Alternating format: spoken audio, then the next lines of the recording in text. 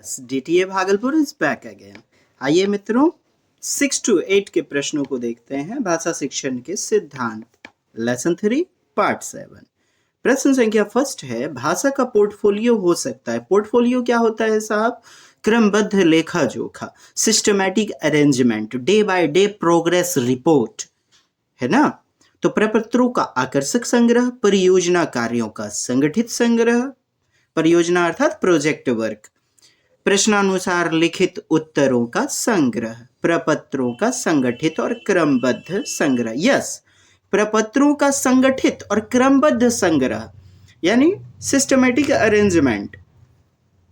4 number, संगठित क्रमबद्ध संग्रह। प्रपत्रों का जो भी प्रगति पत्र हैं, जो भी बच्चा दिन भर में अचीव किया है, पूरे वर्ष भर में जो अचीव किया है, या जो उसका नकारात्मक पक्ष रह गया है, सबको एक फाइल में संगठित करके रखा जाता है। पोर्ट यानी सुविधाजनक, आसानी से, फोलियो एक फाइल, आसानी से सुविधाजनक बनाया जाने वाला, इधर उधर ले जा सकने वाला फाइल, पोर्टफोलियो। चाहे अभिभावक की तरफ से हो, शिक्षक की तरफ से हो, या विद्यार्थी के द्वारा खुद भी संगठित करके रखा जाता है। और हमारा उत्तर हो जाएगा डी नंबर, बेस्ट वाला।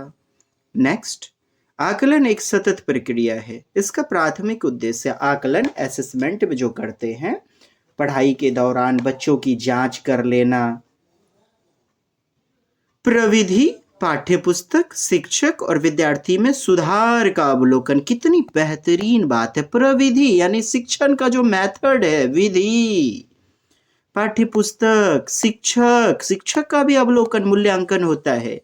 शिक्षक भी देखता है यदि बच्चे बेहतर नहीं कर पा रहे हैं तो वह अपनी विधियों में सुधार करेंगे। यही तो उद्देश्य होना चाहिए असेसमेंट करने का। प्रविधि, सामग्री, शिक्षा और कक्षा कार्य निष्पादन यानी परफॉर्मेंस करने का में सुधार की प्रतिपुष्टि फीडबैक। कक्षा कार्य, प्रविधि, सामग्री, शिक्षक, इससे बेहतरीन आप पाएंगे 1 नंबर। विद्यार्थियों में जो अवलोकन किया जाता है, अवलोकन सुधार करने के लिए, और यह तो फीडबैक है केवल, और यह है अवलोकन, ऑब्जर्वेशन, ऑब्जर्व करता है, बारीकियों को देखा जाता है आकलन प्रक्रिया में। विषय वस्तु, शिक्षण, पाठ्यपुस्तक सामग्री और प्रशिक्षण में सुधार की प्रतिपुष्टि। प्रशिक्षण में कि किस प्रकार से बच्चों को प्रशिक्षण देना है, ट्रेनिंग देना है, तो ऐसी कोई बात नहीं होगी साहब। विषय वस्तु, पाठ्यपुस्तक, शिक्षक और कक्षा सुधार का समर्थन करना 1 नंबर आपका बेहतरीन विकल्प होगा। अवलोकन करना, और अवलोकन करने के बाद चिंतन का पक्ष आता है, तब फिर बच्चों में सुधार करना, खुद की विधियों में सुधार करना। शिक्षक अपने आप में गुणों में सुधार लाएगा, और यदि पाठ्यपुस्तक में दोष है तो पाठ्यपुस्तक के पैटर्न को चेंज किया जाता है। अवलोकन बेहतरीन विकल्प होगा 1 नंबर। पोर्टफोलियो के संबंध में कौन सा कथन सही है? फरवरी 2015 में पूछा गया है, कौन सा कथन सही है? इससे बच्चों को केवल लिखित कार्य की आदत, गलत है ना। इससे शिक्षक के समय की बचत नहीं साहब। बाल केंद्रित शिक्षण क्लास में, बाल केंद्रित चाइल्ड सेंटर्ड एजुकेशन में शिक्षा का ख्याल तो एकदम में मत रखिए, उसके पक्ष वाला विकल्प मत चुनिए, ठीक है। बच्चों का प्रगति देखना है। इससे बच्चों की क्रमिक प्रगति, मैंने क्या कहा, क्रमिक विकास का लेखा जोखा, प्रगति, क्रमिक, डे बाय डे, प्रपत्रों का संकलन, यही तो पोर्टफोलियो होता है। एक जगह संकलित करना प्रमुख उद्देश्य, एक जगह क्यों, अन्य जगह भी तो किया जा सकता है। सी नंबर, हिंदी भाषा में सतत और व्यापक आकलन का मुख्य उद्देश्य यानी continuous and comprehensive evolution, CCE का मुख्य उद्देश्य क्या है? तो मुख्य उद्देश्य क्या है साहब? बच्चे का चहुमुखी विकास हो, ऑल राउंडेड डेवलपमेंट, बच्चा वर्सटाइल हो, वर्सटिलिटी आना चाहिए बच्चे में। लिखित परीक्षा लेना, केवल लिखित पक्ष, भाषा के 4 होते हैं ना साहब कौशल, सुनना, बोलना, पढ़ना, लिखना, और यहाँ तो केवल लिखित की बात हो रही है, इसीलिए गलत लेंगे। बच्चों की भाषा प्रयोग क्षमता संबंधी विकास में मदद करना। यस, भाषा प्रयोग कर सकेगा बच्चा, बेहतरीन विकल्प होगा। बच्चों का एक से अधिक बार परीक्षण ऐसा थोड़े होता है, सतत यानी कंटिन्यूअस। पहले के समय में आपने देखा होगा परीक्षाएं केवल बोर्ड की हो जाती थी एक बार, जबकि अब तिमाही परीक्षा, छमाही परीक्षा, मासिक परीक्षा, साप्ताहिक परीक्षा, इससे बच्चों में भय खत्म हो जाता है, डिप्रेशन खत्म हो जाता है, टेंशन खत्म हो जाता है एग्जाम का, मूल्यांकन का। इसीलिए सतत आया, लगातार, कंटिन्यूअस। और व्यापक, व्यापक साहब भाषा के चारों कौशलों का जांच होना चाहिए, आकलन होना चाहिए। जबकि पहले के समय में क्या होता था, केवल लिखित परीक्षा का टेस्ट। आज देखिए शॉप वगैरह करवाया, वर्कशॉप करवाया जाता है, बीएड डीएड में ही आप देख लें, इंटरव्यू लिया जाता है, सुनना बोलना पढ़ना कौशल की भी जांच हो जाती है, वाइवा लिया जाता है, एक्सटर्नल आते हैं, है ना। तो व्यापक हो गया, कंप्रिहेंसिव। तो इसका मुख्य उद्देश्य बच्चा भाषा प्रयोग यानी बच्चा टैलेंटेड हो जाए। यह विकल्प गलत। त्रुटि की पहचान करना, ये नहीं, ये पहचान करना तो निदानात्मक डायग्नोस्टिक वाला पक्ष है, तब तो निदानात्मक परीक्षण, यह भी विकल्प नहीं होगा, 2 नंबर होगा उत्तर। भाषा में सतत आकलन का उद्देश्य, लीजिए सतत आकलन, कंटिन्यूअस टेस्ट होती रहनी चाहिए बच्चे की लगातार। तो टेस्ट होगी तो आकलन होगा, असेसमेंट होगा तो क्या होगा, यह जानना कि बच्चे की भाषा में बच्चों को किस प्रकार से मदद की आवश्यकता है, यानी समावेशी कक्षा में किस प्रकार कौन बच्चा सीख सकता है। कोई सृजनात्मक बच्चा है, उसे कैसे आप सिखाओगे बेहतर ढंग से। कोई मंदबुद्धि, लुसुर लुसुर समझने वाला बच्चा है, हाँ, डल माइंडेड बच्चा है, फीबल माइंडेड, फीबल, तो वो कैसे समझ सकता है। इसको एक टीचर को मदद मिलता है जानने में। नहीं नहीं नहीं, D is the right, best वाला आंसर हो जाएगा। बच्चों की भाषाई क्षमता की क्रमिक प्रगति, लीजिए क्रमिक विकास का लेखा जोखा, मार दीजिए आंख बंद गुड्डी गाय, पोर्टफोलियो, क्रमिक विकास का लेखा जोखा। रचनात्मक आकलन, 2 प्रकार के आकलन होते हैं साहब, एक तो होता है फॉर्मेटिव, फॉर्मेटिव फॉर्म करना, ज्ञान की रचना करना, रचनात्मक आकलन, जिसे संकल्पनात्मक आकलन या रूपात्मक आकलन बोला जाता है। बच्चे में रचनात्मक सृजनात्मकता जो लाती है, जो मंथली टेस्ट होता है, जो साप्ताहिक टेस्ट जो होता है, शिक्षक ने किसी चैप्टर को पढ़ाया, खड़े करवा के प्रश्न पूछने लगा उसी से, तो इससे बच्चे में रचनात्मकता आएगी। यह फॉर्मेटिव होता है जिसमें नंबर ना मिले, वैसा वाला टेस्ट। और सम्मेटिव नाम में ही छिपा है, सम, सम्मेटिव, सम यानी योग हो जाना, किसका, नंबरों का योग होना। तो वार्षिक परीक्षा, अर्धवार्षिक परीक्षा, ये अंतिम रूप का आकलन होता है, अंतिम मूल्यांकन वाला, लास्ट असेसमेंट, सत्र के अंत में कहा जाए तो सम्मेटिव। हमें तो फॉर्मेटिव की बात पूछा जा रहा है, रचनात्मक आकलन, कहानी पढ़कर प्रश्नों के उत्तर देना, कहानी पढ़कर के प्रश्नों के उत्तर देना। क्या बच्चा उत्तर देने के लिए ही पैदा हुआ है साहब? प्रश्न का उत्तर केवल ढूंढना है क्या, यही लक्ष्य होता है। कहानी पढ़कर प्रश्न बनाओ, प्रश्न बनाने से सृजनात्मकता आएगी बच्चे में, है ना साहब। प्रश्न बनाएंगे अलग अलग रूप से बच्चे, आप सारी चिंतन, डाइवर्जेंट थिंकिंग के आधार पे सभी बच्चे अलग अलग रूप में सोचेंगे, चिंतन करेंगे, जिससे बच्चों में कल्पना पड़कता, सृजनात्मकता का विकास होगा, रीजनिंग अर्थात तार्किकता का विकास होगा। कहानी पढ़कर कोई 3 मिश्रित वाक्य छांटो, कोई 3 बांध दिया ना, अर्थात अभिसारी, बंद अंत वाला, कन्वर्जेंट थिंकिंग नहीं चलेगा साहब। कहानी पढ़कर 5 मुहावरे छांटो, कहानी के ही अंतर्गत, बच्चा अपना दिमाग तो नहीं लगा पाएगा ना, कहानी के ही अंतर्गत जो 5 मुहावरे आए हुए हैं तो वह तो रटंत विद्या में चली जाएगी। बी नंबर उत्तर होगा, प्रश्नावली विधि जो वुडवर्थ महोदय की है। हाँ, प्रश्नोत्तर विधि सुकरात, यानी समस्या समाधान विधि सुकरात और समस्या विधि वुडवर्थ। कहानी पढ़कर प्रश्न बनाओ, माने सभी बच्चे बना पाएंगे साहब, है ना। और अलग अलग उत्तर आएंगे, फीडबैक, कोई किसी के रट्टा मार नकल नहीं कर पाएगा, तभी तो बच्चे में क्रिएटिविटी आएगी। तो क्यों नहीं बेहतरीन बी नंबर उत्तर होगा। नेक्स्ट, भाषा में आकलन संभव है।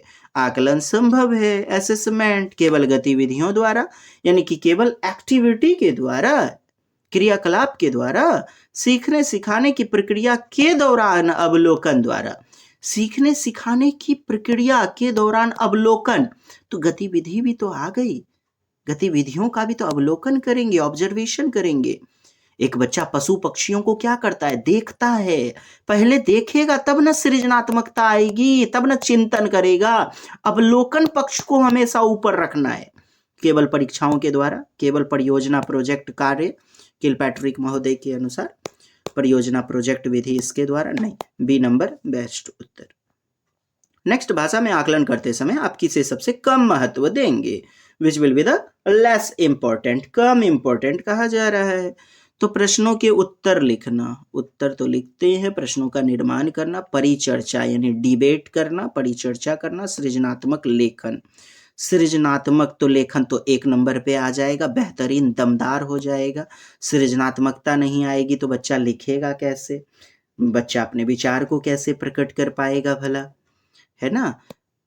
अब प्रश्नों के निर्माण करना, तो बच्चा यदि प्रश्न का निर्माण कर रहा है, बोले तो प्रश्न पूछना, तो प्रश्न पूछना, तो प्रश्नावली विधि, प्रश्न करना, यह तो रोचकता के साथ बेहतरीन होती है ना, बच्चे में सृजनात्मकता को बढ़ाती है। यह भी हमारा उत्तर नहीं हो सकता है। अब बचा प्रश्नों के उत्तर लिखना और परिचर्चा करना। परिचर्चा करना, किसी भी टॉपिक पे क्या करना, चर्चा करना और उत्तर लिखना। आकलन करते समय आप किसे सबसे कम महत्व देंगे, परिचर्चा करना, डिबेट करना, प्रश्नों के उत्तर लिखना। प्रश्न का उत्तर यदि बच्चा लिख रहा है तो भाषा का आकलन हो जाएगा। परिचर्चा करना नहीं, जब आकलन का बात हो रहा है, आकलन की बात हो रही है, तो उस वक्त परिचर्चा भला कैसे करोगे आप, परिचर्चा नहीं करना है ना, उस वक्त तो लिखने की बारी है। साहब उत्तर लिखिए, प्रश्न का निर्माण किस प्रकार से कर सकते हैं आप, वो बेहतरीन रूप में, सृजनात्मकता, हमारा सी नंबर उत्तर हो जाएगा। यस, पठित अंश यानी पढ़े गए जो अंश हैं, जो भी गद्यांश पद्यांश के मतलब जो भी कहानी है, कविताएं इत्यादि हैं, उसके आधार पर प्रश्नों का निर्माण करवाने से, उसके आधार पर क्या करवाइए, पठित अंश पर प्रश्नों का निर्माण करवाने से। जनवरी 2012 का पूछा गया प्रश्न है, तो प्रश्न का निर्माण करवाइएगा बच्चे से, उससे क्या होगा, बच्चे में क्या विकसित हो जाएगा, प्रश्न बैंक तैयार हो जाता है। अच्छा, मतलब लेखक वगैरह खत्म, बच्चों की ऊर्जा समय व्यर्थ चला जाता है, नहीं साहब व्यर्थ नहीं जाता है, बच्चे में सृजनात्मकता आती है, बच्चे योग्य बनते जाते हैं, एबल हो जाते हैं, बच्चे में प्रभावी रूप से समझदारी विकसित हो जाती है, बच्चों को प्रश्न पढ़कर समझने की योग्यता का आकलन होता है। यस, पढ़कर समझने की योग्यता, एबिलिटी का असेसमेंट हो जाता है, प्रश्न पत्र बनाने में आसानी होती है। नहीं, प्रश्न पत्र बनाना बच्चों का काम नहीं है साहब, सी नंबर। नेक्स्ट, हिंदी भाषा में सतत और व्यापक आकलन करते समय आप किस बात पर विशेष ध्यान देंगे, तो कौना बात पर ध्यान दीजिएगा, हो ललकी माई जी, पियर की बबुआ, बताइए दोस्त लोगन। शुद्ध वर्तनी पर, परियोजना कार्य यानी प्रोजेक्ट वर्क पर ध्यान दीजिएगा, शुद्ध उच्चारण पर ध्यान दीजिएगा, या विभिन्न संदर्भों में भाषा प्रयोग की कुशलता, प्रभावी रूप से बच्चा जीवन में भाषा का प्रयोग कर पाएगा, यूज कर पाएगा, इसमें बच्चा स्किलफुल हो, कुशल हो, विभिन्न संदर्भ में, अलग अलग परिदृश्यों में, अलग अलग क्षेत्र में, अलग अलग स्थान में।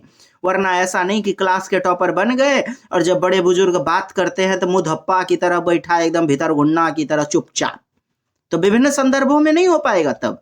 लेकिन विभिन्न संदर्भों में बच्चा को टॉप करवा देना, यही तो भाषा में CCE का मेन उद्देश्य होता है, according to NCF 2005। Yes, D will be the best answer.